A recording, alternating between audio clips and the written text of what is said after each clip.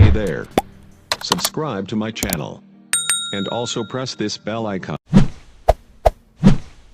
حفظہ اللہ تعالی ورعاہ.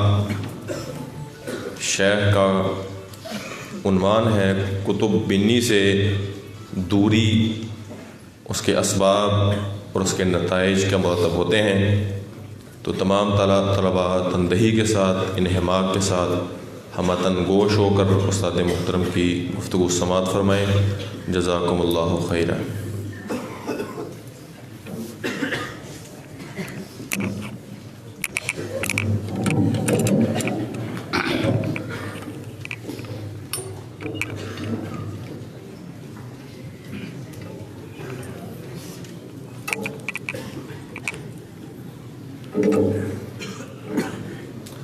السلام علیکم ورحمۃ اللہ وبرکاتہ. بسم اللہ والصلاة والسلام علی رسول اللہ. اعوذ باللہ من الشیطان الرجیم. بسم اللہ الرحمن الرحیم. اقرأ کتابک کفی بنفسک اليوم علیک حسیبا.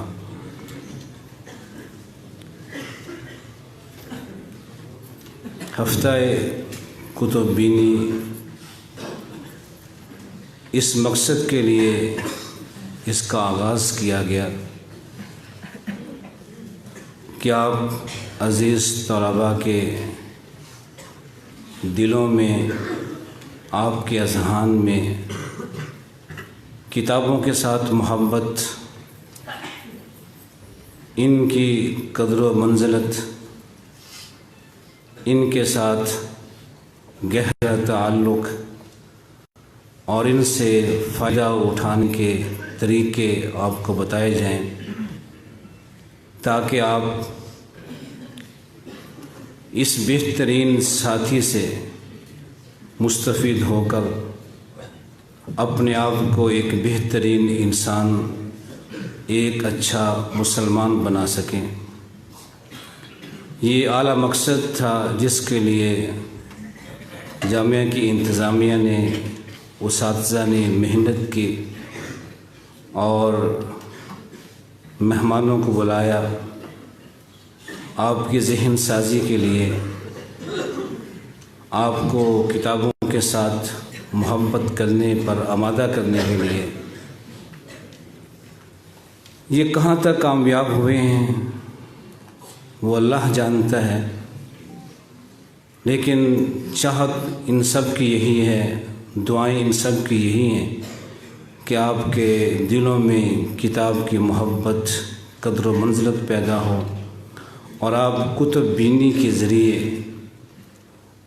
ایک بہترین انسان، بہترین مسلمان اور ایک بلند ترین عالم دین کی شان کو حاصل کریں. تو نہایت ہی عزیز طلباء،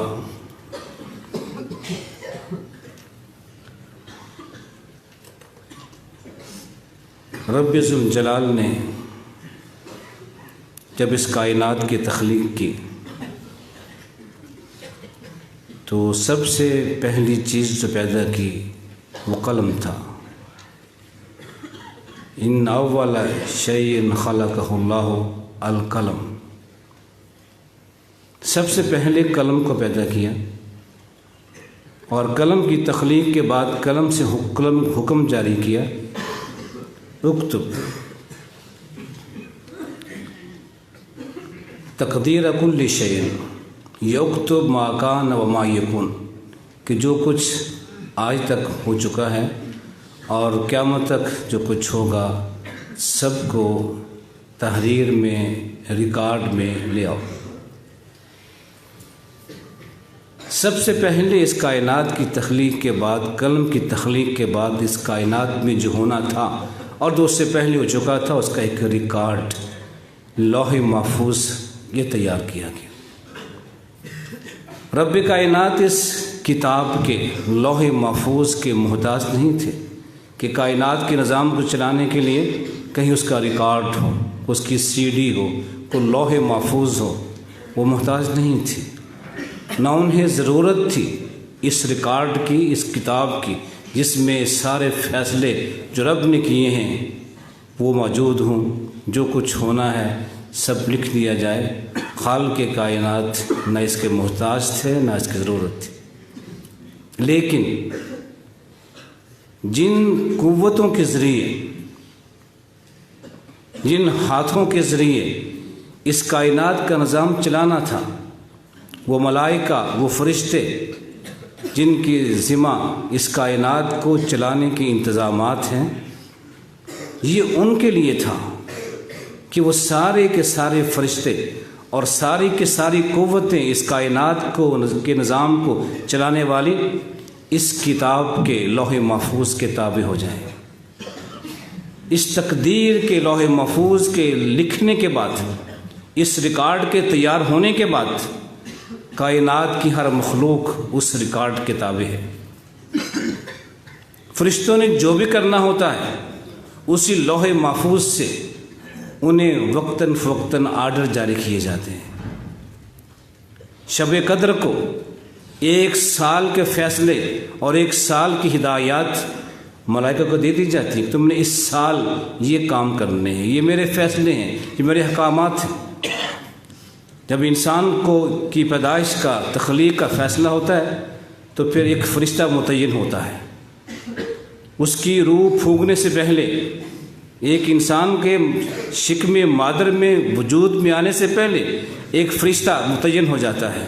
اس فرشتے کو بتا دیا جاتا ہے کہ یہ انسان جو بننے والا ہے، ابھی بنا نہیں ہے، پیدا نہیں ہوا ہے، یہ بننے والا انسان کیسا ہوگا، اس کی عمر کتنی ہوگی، یہ اچھا انسان ہوگا، برا انسان ہوگا، اس کی روزی کیا ہوگی، یہ ساری بنیادی باتیں اس ایک فرشتے کو جو اس انسان کے ساتھ متعین کیا گیا اسے بتا دیا جاتا ہے۔ تو ہر ایک محدود میدان میں جو بھی فرشتہ متعین ہوتا ہے اسے لوح محفوظ سے جو ریکارڈ میں آئے ہوئے فیصلے ہیں اس فرشتے کو دے دیے جاتے ہیں۔ ہم کہہ سکتے ہیں کہ اس کائنات میں اب جو کچھ ہو رہا ہے سبھی اس لوح محفوظ میں جو ریکارڈ بن چکا ہے اسی کے مطابق ہوتا ہے۔ کسی کو جرت نہیں ہے اس کتاب کے خلاف کچھ کرنے کی۔ ہم سب کے سب پابند ہیں اس لوح محفوظ کے، اس تقدیر کے جو رب نے قلم کے ذریعے ریکارڈ ملائی تھی۔ اور پھر رب کائنات نے جب انسان کو زمین میں بھیجا، پہلے انسان کو زمین میں بھیجا تو اسے کہا فَإِمَّا يَأْتِيَنَّكُم مِّنِّي هُدًى فَمَن تَبِعَ هُدَايَ فَلَا خَوْفٌ عَلَيْهِمْ وَلَا هُمْ يَحْزَنُونَ کہ اب تم زمین میں آ رہے ہو، تم نے یہاں کیا کرنا ہے، زندگی کیسے گزارنی ہے، میں تمہیں ہدایات دوں گا میری جانب سے وحی کے ذریعے، اور وہی ایک کتاب میں لکھے جائے گی، اس کتاب کے ذریعے تمہارے پاس ہدایات آئیں گی، تم نے کیا کرنا ہے۔ اگر تم نے میری ہدایات کے مطابق زندگی گزاری تو تمہاری کامیابی کی یہ دلیل ہوگی، اگر تم نے میری ہدایات کے مطابق زندگی نہ گزاری، اپنی مرضی کی، تو پھر تمہاری ناکامی، تمہارا خسران، گھاٹا ہوگا۔ یہ ہمیں بتا دیا تھا۔ اب دنیا میں، زمین میں آنے کے بعد ہم اس وحی کے، اس الکتاب کے جو اللہ نے ہر نبی اور رسول کو دی تھی، اس کتابیں ہیں۔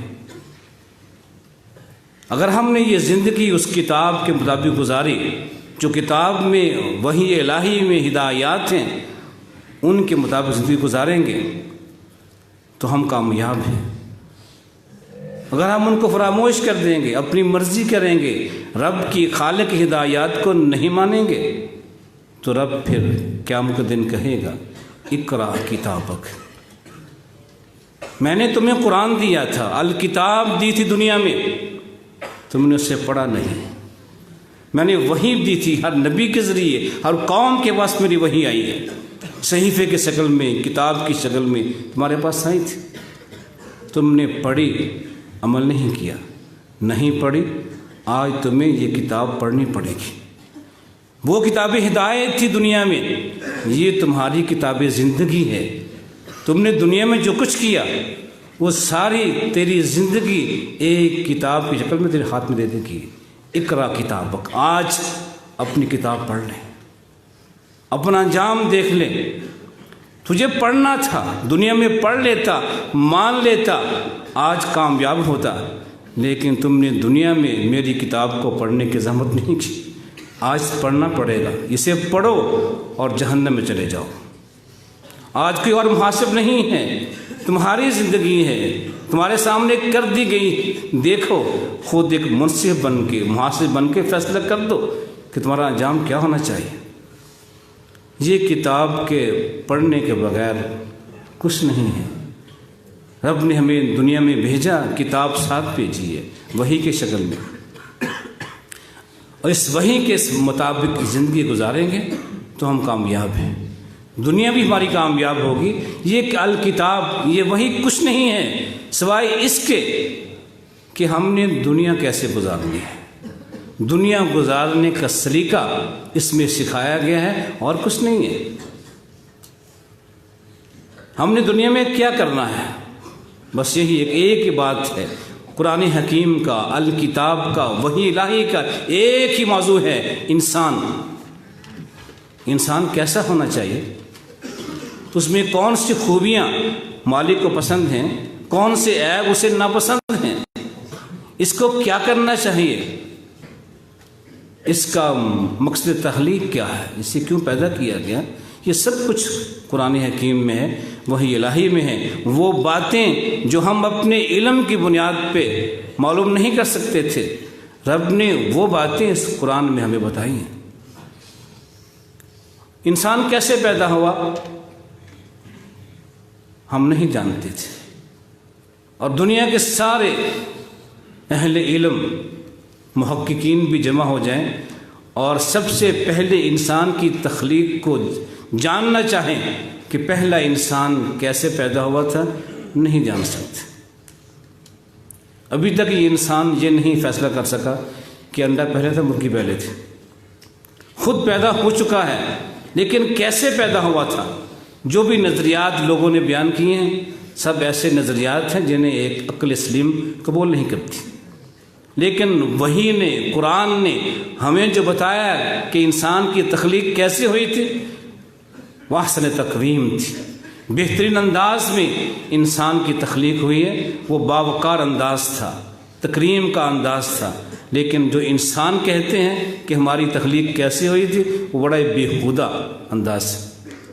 اس لیے ہم اپنے آپ کے بارے میں نہیں جان سکتے کہ ہم کیا تھے، ہمیں کس نے پیدا کیا اور کیوں پیدا کیا. یہ وہ معلومات ہے جو ہم نہیں جان سکتے، اللہ نے ہمیں بتائی ہیں. اس میں الکتاب میں، قرآن میں، وحی کے ذریعے ہمیں یہ باتیں بتائی ہیں کہ ہم نے یہ دنیا کیسے گزارنی ہے. اس لیے جب ہم یہ بات کرتے ہیں کتب بینی کی، تو اس سے مراد کون سی کتابیں ہوتی ہیں؟ وہ کتابیں جو الکتاب کی جانب لے جانے والی ہیں. ہر کتاب مراد نہیں ہے، وہ کتاب جو ہمیں الکتاب کے قریب لے جائے، ہمیں قرآن کا مفہوم بتا دے، ہمیں بتائے کہ تمہارا خالق کون ہے، تمہارا معبود کون ہے، وہ تمہارے اندر کون سی صفات دیکھنا چاہتا ہے، وہ کس قسم کا انسان مطلوب ہے، وہ کون سی خوبیاں ہیں جو تمہارا خالق تم میں دیکھنا چاہتا ہے، وہ کون سے عیب ہیں جو اسے ناپسند ہیں، وہ نہیں چاہتا تمہارے اندر وہ عیب پیدا ہو.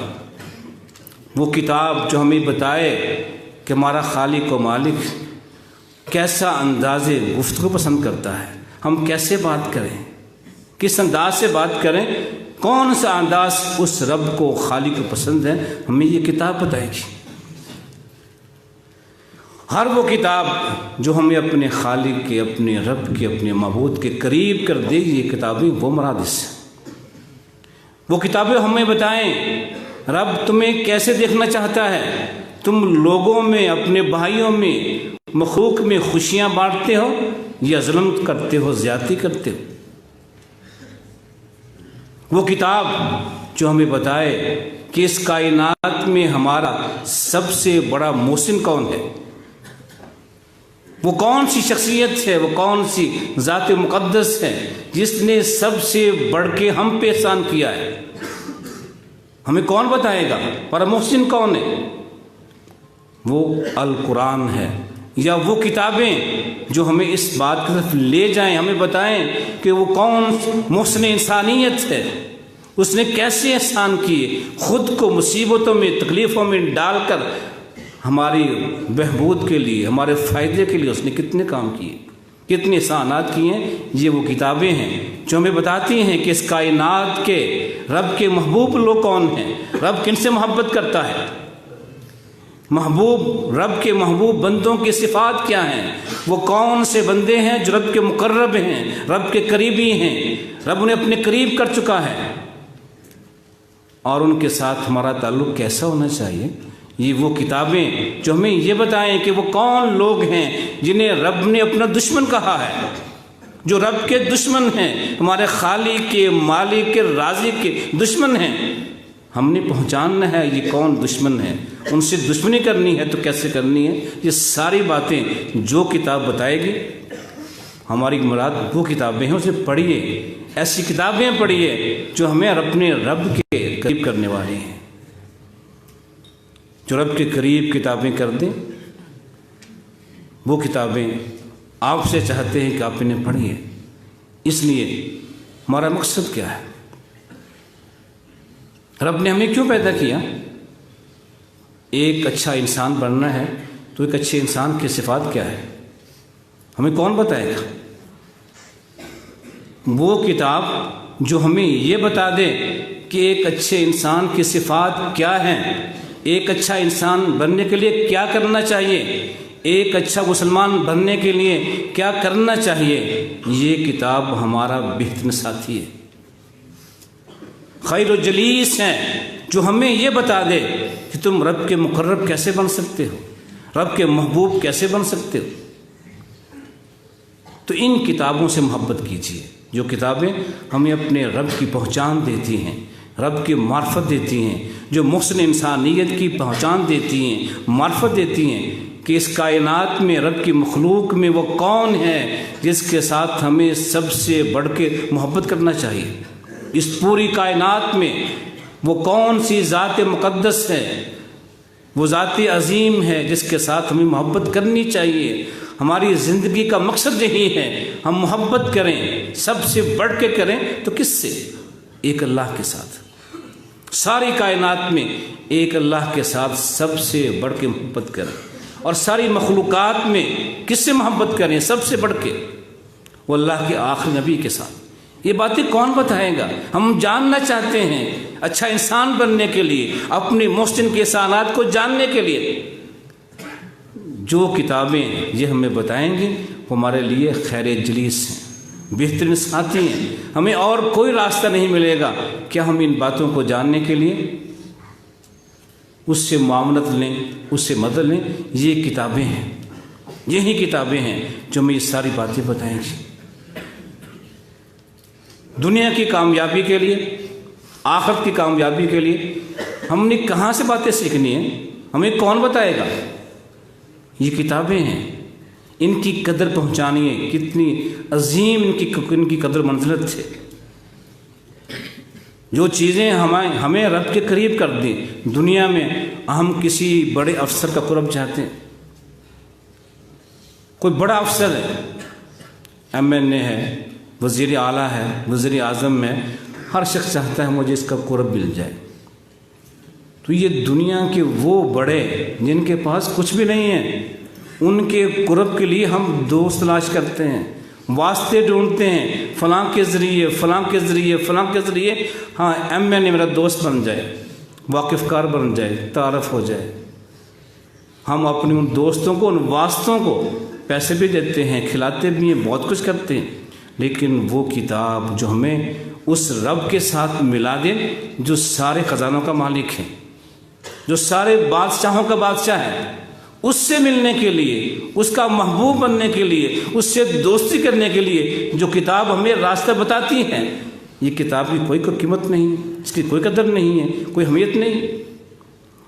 وہ چند ٹکے کے لوگ جو ہمیں دنیا کے بڑوں کے قریب کر دیں، ہم انہیں بڑا مقام دیتے ہیں، عزت دیتے ہیں، لیکن وہ کتاب جو ہمیں رب کے قریب کر دے، وہ رب جو سارے خزانوں کا مالک ہے، سارے بادشاہوں کا بادشاہ ہے، جو کتاب ہمیں اس کے قریب کر دے، ہم اس کتاب سے محبت نہ کریں، اس کی قدر کو نہ پہنچانے، تو یہ احمقانہ بات ہوگی، بے عقلی والی بات ہوگی۔ نہیں، یہ کتابیں جو ہمیں رب کی پہچان دیتی ہیں، جو کائنات کا خالق ہے، جس کے ہاتھ میں سب کچھ ہے، ہم عزت تلاش کرتے ہیں، عزت اس کے ہاتھ میں ہے، ہم مال چاہتے ہیں، مال اس کے ہاتھ میں ہے، وہ خزانوں کا مالک ہے، جو ہم چاہتے ہیں وہ سب کچھ اس کے پاس ہے، تو کیوں نہ ہم اس ذات کے قریب ہونے کے لیے ان کتابوں کو دوست بنائیں، انہیں ساتھی بنائیں۔ ہم دنیا میں رہنے کے لیے ساتھی بناتے ہیں، آپ جامع میں رہتے ہیں، یہاں بھی آپ کو ساتھی بنائے ہوں گے۔ کون سے ساتھی؟ جو چند دن ساتھی بنتے ہیں، پھر آپ خود شکوہ کرتے ہیں کہ بڑا ہی خود غرض انسان ہے، بس کھانے پینے آ جاتا ہے، کچھ چیز اٹھا کے لے جاتا ہے اور کچھ نہیں، بڑا منافق قسم کا ہے، دھوکے باز ہے، غیبتیں کرتا ہے، میری چغلیاں کرتا ہے، کھاتا مجھ سے ہے یا کہ چغلیاں میری کرتا ہے۔ ہوتا ہے ایسے کہ نہیں؟ دوست آپ بناتے ہیں اور بعد میں چند دن کے بعد اسی دوست کی، اسی ساتھی کے نا آپ خود عیب بیان کرتے ہیں، اور وہ آپ کیا بیان کرتا ہے؟ یہ ساتھی آپ بناتے ہیں، مال خرچ کرتے ہیں، انہیں بڑے عزیز سمجھتے ہیں، لیکن کتاب وہ ساتھی ہے جس میں یہ ساری خامیاں نہیں ہیں، وہ خود غرض نہیں ہے، کتاب آپ سے کچھ نہیں چاہتی، کچھ نہیں مانگتی، نہ چغلی کرتی آپ کی، نہ غیبت کرتی ہے، اسے آپ نہ بھی پڑھیں، اچھی کتاب اپنے پاس رکھ لیں، لوگ دیکھیں کہ یہ کتاب پڑھتا ہے، کچھ نہ کہیں، سمجھیں کہ ایک اچھا بچہ ہے، اچھی کتاب پڑھ رہا ہے۔ نہیں پڑھی ابھی کتاب پڑھی نہیں ہے، صرف ساتھ ہی اس خیر جلیس کی صحبت نہیں ہے، اپنے پاس رکھا ہے، لوگوں نے دیکھا کہ اچھی کتاب اس کے پاس ہوتی ہے، لوگ کہتے ہیں اچھا بچہ ہے۔ ہوتا ہے ایسے کہ نہیں؟ یہ فائدہ ہے، پڑھا بھی نہیں ہے، سو کتاب اپنے پاس رکھی ہے، خریدی بھی نہیں ہے، کہیں سے مانگ کے لی، لیکن فائدے مل رہے ہیں، لوگ آپ کی عزت کر رہے ہیں، احترام کر رہے ہیں، آپ کی تصدیق کر رہے ہیں کہ بڑا اچھا بچہ ہے۔ لیکن جب یہ کتاب پڑھ لیں گے پھر آپ سے پیسے مانگے گی؟ نہیں، کچھ نہیں مانگے گی آپ سے، یہ آپ اس سے فائدہ لیں، رات کو سوتے وقت اسے نیچے کرا دیں، کچھ نہیں کہے گی آپ کو، نہیں ڈانٹے گی، کچھ نہیں کہیں گی، اسے زمین پہ کرا دیں، اس کو پھاڑ دیں بے احتیاطی میں پڑھتے ہوئے، وہ کچھ نہیں کہے گی۔ کتنی اچھا ساتھی ہے، ہمیں فائدہ پہنچاتے ہیں، لیکن ہم اس سے محبت نہیں کرتے ہیں، اسے ساتھی بناتے نہیں، ساتھی مانتے نہیں۔ غور کیجئے کہ جو ساتھی بنائے ہیں ان کے شکوے ہیں، شکایتیں ہیں، نقصان اٹھا رہے ہیں ان کے ہاتھوں سے، لیکن یہ جو ساتھی بہت اچھا ساتھی ہے، جو رب سے ملانے والا ہے، رسول سے ملانے والا ہے، جو ہمیں بتاتا ہے کہ اچھا انسان کیسے بننا ہے، ہم سے کچھ نہیں مانگتا ہے، منافق نہیں ہے، دغے باز نہیں ہے، دھوکہ نہیں دے گا، بے وفا نہیں ہوگا، ہم اس کو اہمیت نہیں دیتے۔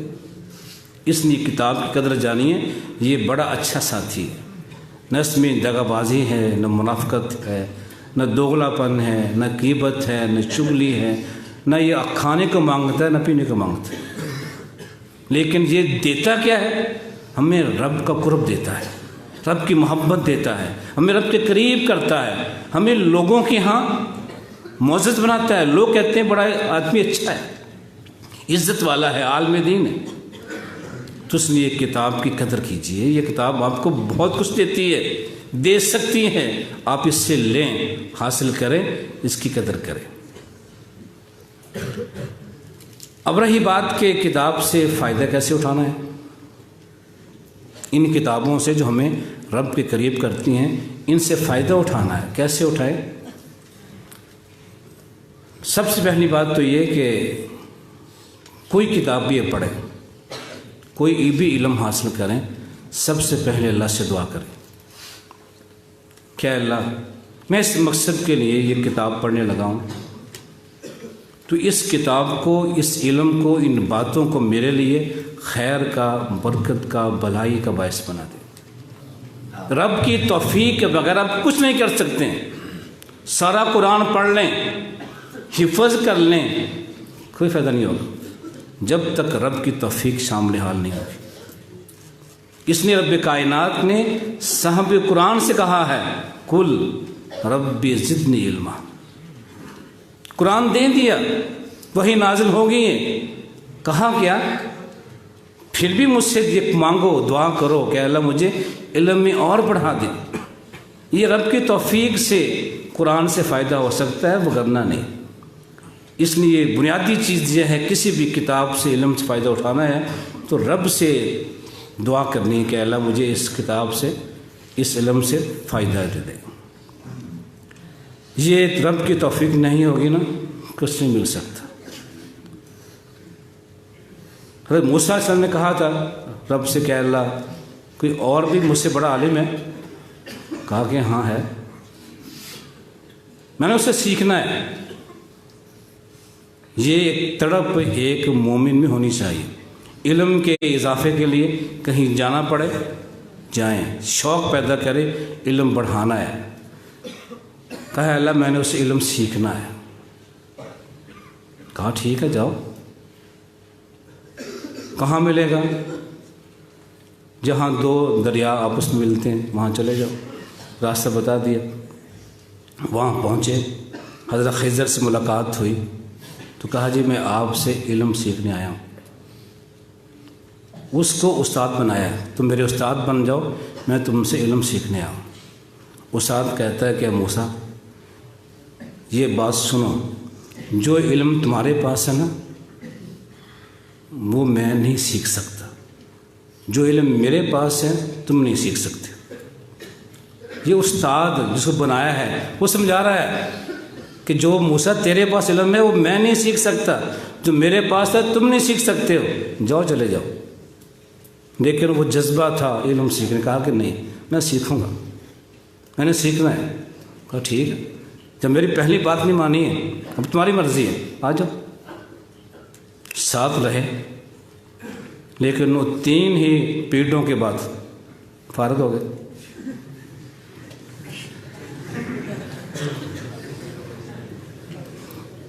اب یہاں درس تھا ایک جو رب نے دینا تھا، اگر آغاز میں دے دیتا ہمیں وہ سبق نہ ملتا۔ اگر رب آغاز میں کہہ دیتا وہ بات، یہ سارا واقعہ نہ ہوتا تو درس موسیٰ کو مل جاتا، ہمیں نہ ملتا۔ درس کیا تھا؟ وہی بات حضرت خضر نے کہی کہ موسیٰ جو علم تیرے پاس ہے وہ میں نہیں سیکھ سکتا، جو میرے پاس ہے تو نہیں سیکھ سکتا۔ اور ہم دونوں کا علم کتنا ہے؟ مثال دی اس وقت ایک چڑیا آئی، وہ دریا پر بیٹھی، اس نے اپنی چون سے پانی بھرا دریا سے، کہا کہ موسیٰ ساری کائنات میں جس کے پاس جتنا علم کوئی ہے رب کے علم کے مقابلے میں اتنا ہے جتنے چڑیا نے چپلی چونچ بھر لی۔ تو سیکھنا ہے تو اس سے سیکھو، مجھ سے میرا بس کیوں آیا؟ یہ سبق تھا لیکن سمجھ نہیں آیا۔ وہ 3 پیریڈ پڑھ لیے، اب سمجھ آئی کہ نہیں۔ یہی بات میں رب سے کہہ دیتا کہ رب مجھ سے بڑا عالم ہے، مجھے بھی علم دے دے، زدنی علما، یہ کافی تھا۔ یہ لمبے سفر نہ کرنے پڑتے، مشقتیں اٹھائیں یہ نہ کرنا پڑتا، رب سے دعا کر لیتے کہ اللہ تو نے اس کو مجھ سے بڑا عالم بنایا ہے، مجھے علم اور دے دے۔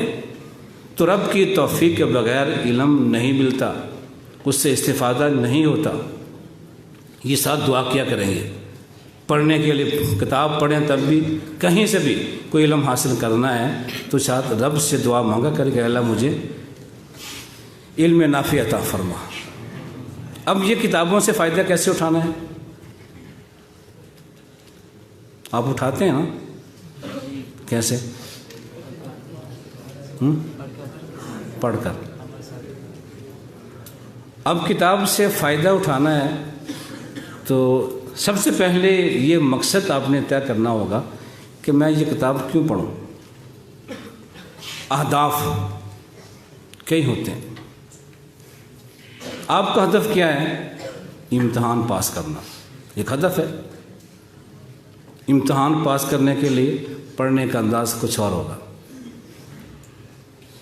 مقصد ہے کہ میں نے ایک اچھا انسان بننا ہے، اس لیے کتاب پڑھ رہا ہوں تاکہ میں ایک اچھا انسان بن جاؤں۔ اب پڑھنے کا طریقہ کچھ اور ہوگا۔ کتاب پڑھنی اس لیے کہ میں نے کہیں جمعہ پڑھانا ہے، درس دینا ہے، تو تب کتاب پڑھنے کا انداز کچھ اور ہوگا۔ میں نے کلاس میں پڑھانا ہے، کلاس میں پڑھانے کے لیے تیاری کرنی ہے، تب پڑھنے کا انداز کچھ اور ہوگا۔ میں نے کوئی مضمون لکھنا ہے،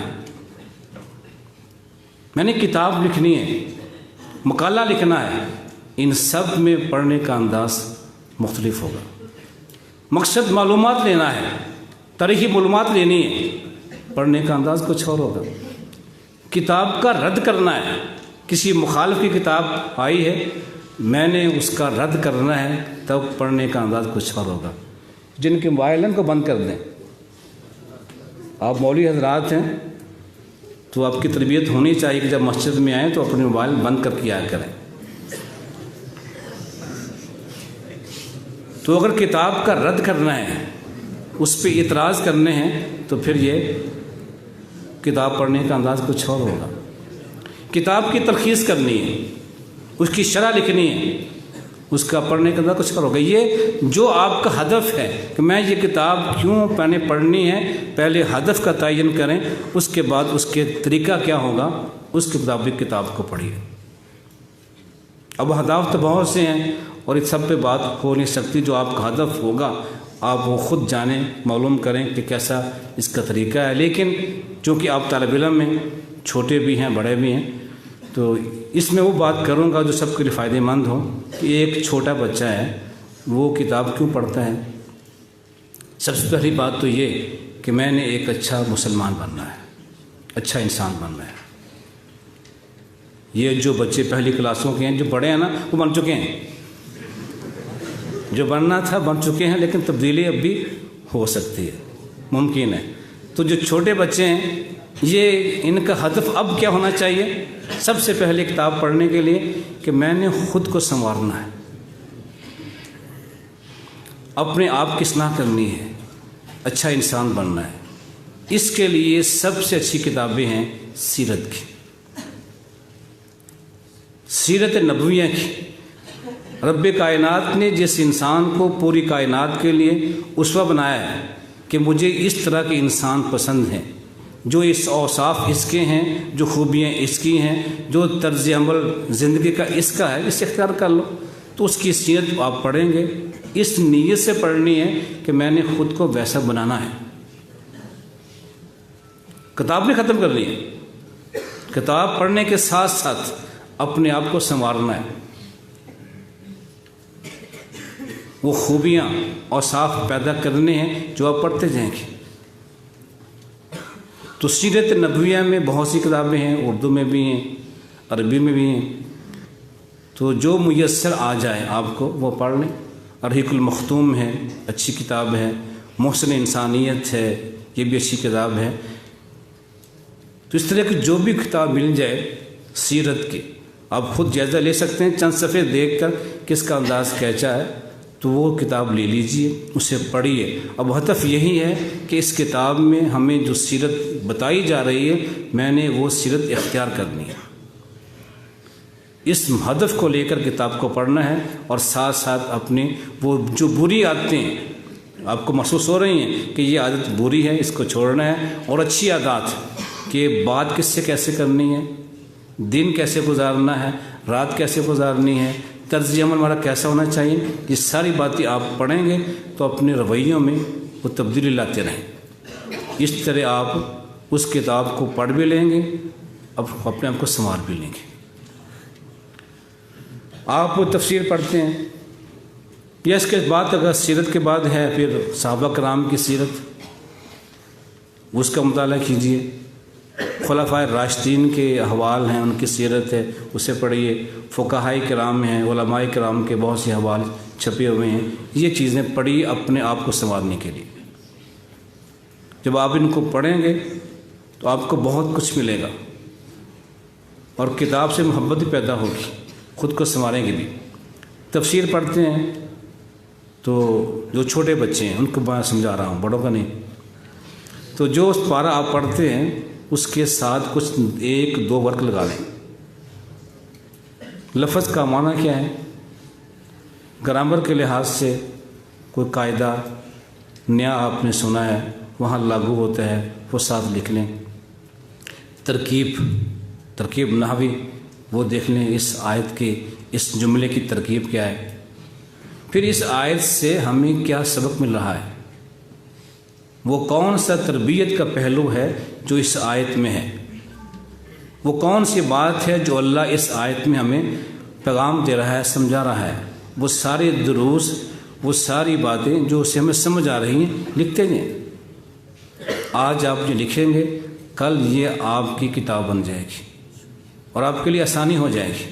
حدیث پڑھتے وہاں بھی ایسے، حدیث پڑھنی ہے تو وہاں بھی الفاظ پر غور کرنا ہے، لفظ کیا ہے، اسم ہے، فعل ہے، حرف ہے، جملہ بن گیا ہے، اس کی ترکیب کیا ہے، یہاں کون سے نحو صرف کے قوانین استعمال ہوئے ہیں، وہ قانون بھی آپ کو یاد ہوتے جائیں گے۔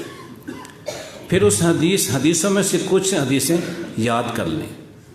اگر آپ قرآن کے حافظ ہیں تو تفسیر میں پورا قرآن یاد نہیں ہے تو کچھ آیات وہ بھی حفظ کریں، کچھ حصہ قرآن کا حفظ کر لیں کہ یہ بھی آپ کے لیے خیر کا، برکت کا باعث ہوتا ہے۔ احادیث کو زبانیں یاد کریں، یہ بہت کام آئیں گی آپ کی، اور حدیث سے جو مسائل مستنبط ہوتے ہیں وہ ساتھ نوٹ کرتے جائیں۔ یہ کریں گے تو آپ کو پڑھنے کا بہت فائدہ ہوگا۔ پڑھتے جا رہے ہیں، نوٹ کچھ نہیں کر رہے ہیں تو اس کا فائدہ نہیں ہوگا، بہت کم فائدہ ہوگا۔ آج پڑھا ہے کل بھول جائے گا، لیکن کل اگر لکھا ہوگا تو آپ اس پہ ایک نظر ڈالیں گے، ساری باتیں آپ کے ذہن میں آ جائیں گی۔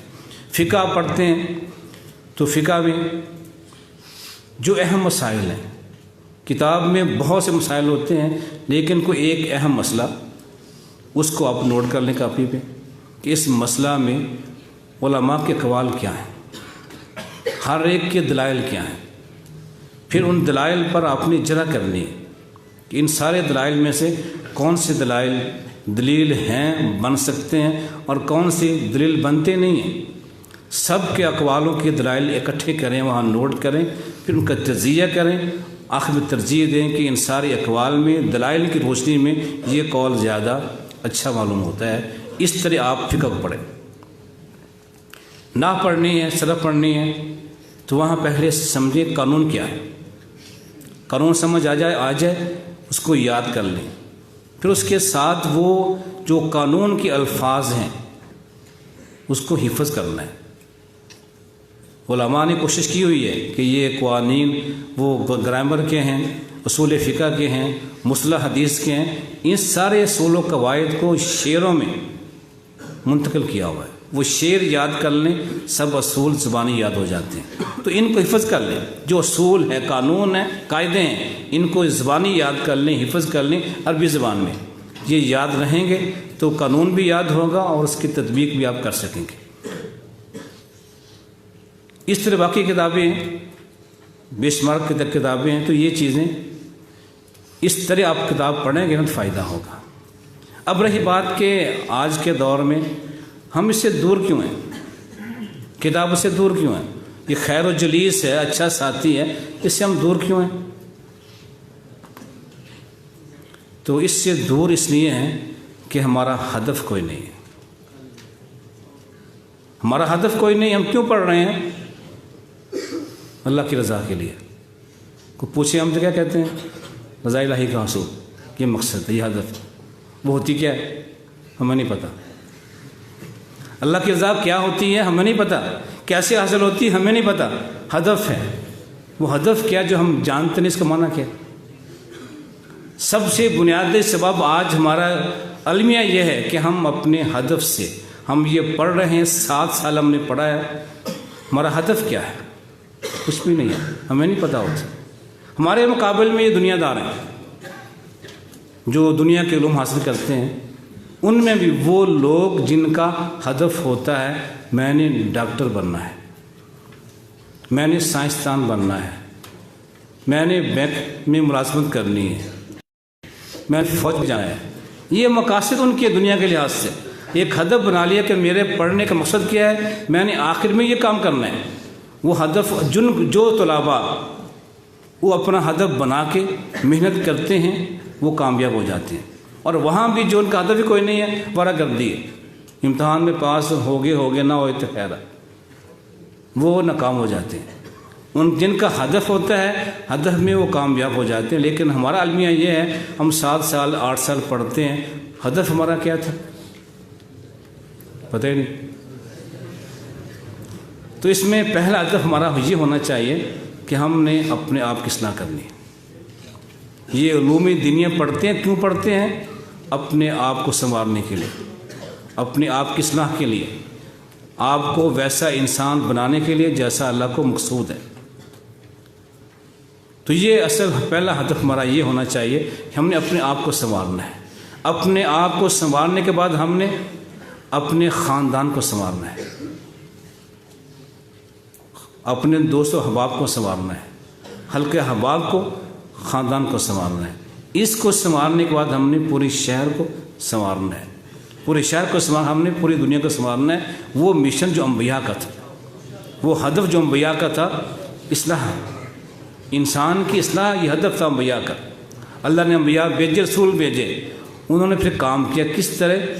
جیسے ایک موم بتی ہوتی ہے، اس کو جلائیں وہ خود جلتی رہتی بیچاری، پگھلتی رہتی ہے اور دوسروں کو روشنی دیتی ہے. اس طرح انبیاء نے یہ کام کیا، خود مشقتیں اٹھائی، مصیبتیں اٹھائیں، لیکن انسانوں کے فلاح کے لیے کام کرتی ہے. ہم نے ایسا اگر کیا، یہ ہدف بنا لیا کہ ہمیں خود مصیبت میں آئیں، ہمیں کچھ نہیں ملتا نہ ملے، لیکن ہم نے ایک نور بن کے خود کو پگھلا کر ہم نے دوسروں کو نور دینا ہے، روشنی دینی ہے. یہ انبیاء کا مشن ہے. یہ ہدف بنا لیجئے کہ اپنی اصلاح، پہلے اپنی اصلاح، اس کے بعد پھر اپنی گردنوا کی، حلقہ احباب کی، خاندان کی، پھر باقی سارے معاشرے کی. یہ اگر ہمارا ہدف ہوگا تو پھر ہم نے کیسے کرنا ہے؟ یہ ہدف انبیاء کا ہدف ہے. اس کو پورا کیسے کرنا ہے؟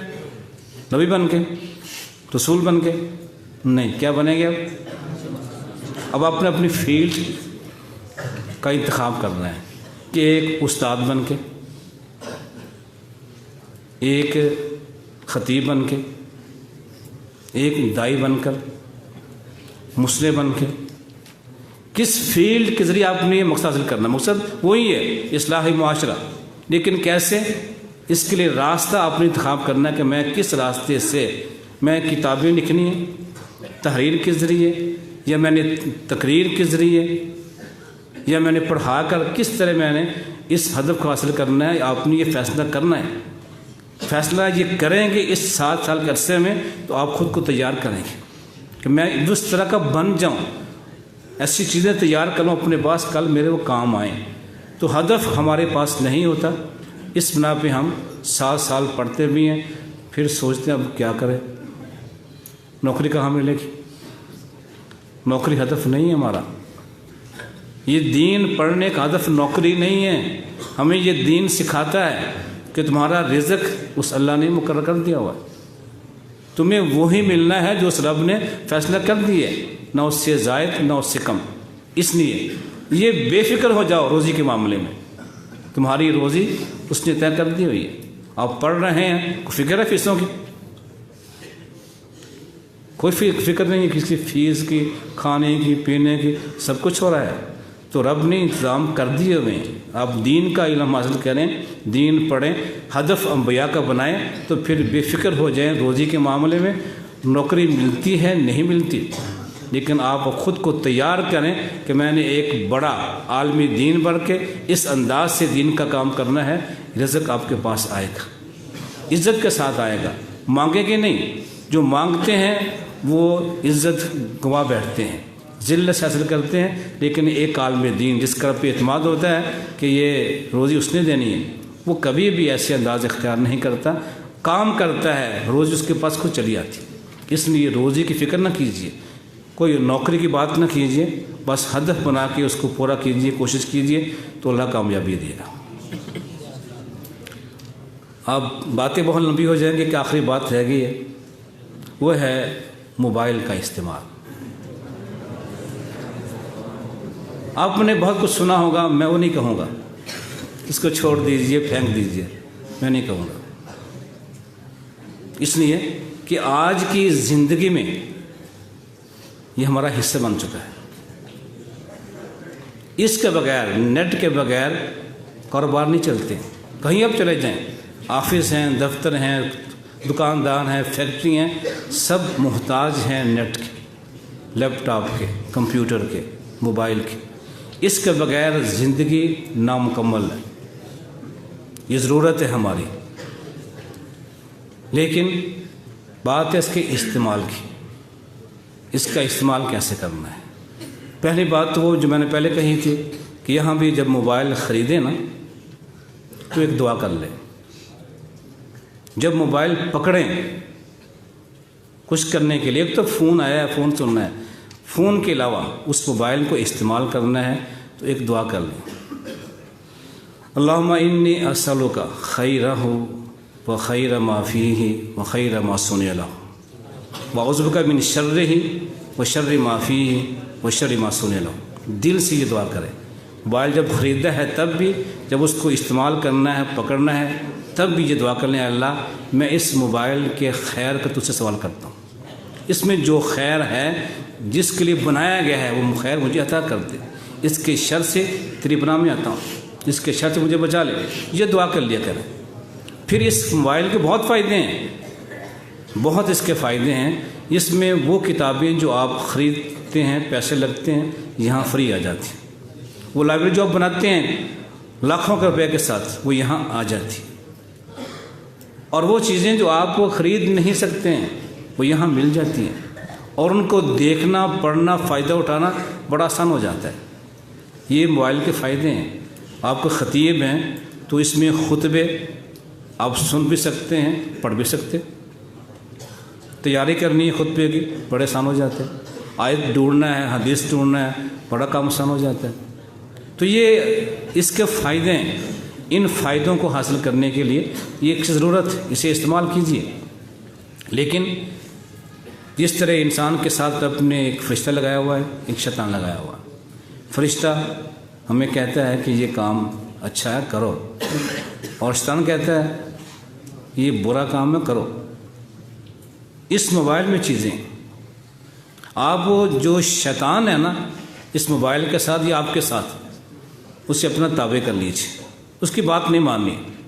آپ اپنا کام کر رہے ہیں، اچانک کو منظر آ جاتا ہے بےہودہ فوش، ابھی وہ شیطان کہے گا بےحلہ کوئی گل نہیں، 2 منٹ کی گل ہے، نہیں، اس کی بات نہیں ماننی، شیطان کی بات نہیں ماننی۔ آپ انبیاء کے مشن والے ہیں، آپ کا مشن انبیاء کا مشن ہے۔ یہاں شیطان کیوں، کیا کام اس کا؟ اس کو بہت زور دینا ہے، اس کو دھتکارنا ہے کہ نہیں میں اللہ کی پناہ میں ہوں، میں ایسا کوئی کام نہیں کروں گا۔ یہ جبر کرے اپنے آپ پہ، کوئی ایسی بات آ جائے، فوش منظر آ جائے، اس کو فوراً دور کر دیں۔ آپ کے کنٹرول میں ہے، آپ کے ہاتھ میں اس کی چابی ہے، آپ جو چاہیں کر سکتے ہیں۔ اب نہیں کرتے ہیں تو پھر یہ جرم آپ کا ہوگا۔ اس کا استعمال صحیح کیجیے، اس سے فائدے اٹھائیے۔ لیکن جو آپ چاہتے ہیں یا عام طور پہ دیکھتے ہیں ان سے توبہ کر لیجیے، تو پھر آپ اس سے فائدہ اٹھا سکتے ہیں۔ یہ ایک مفید چیز ہے اور ایک بدترین چیز بھی ہے۔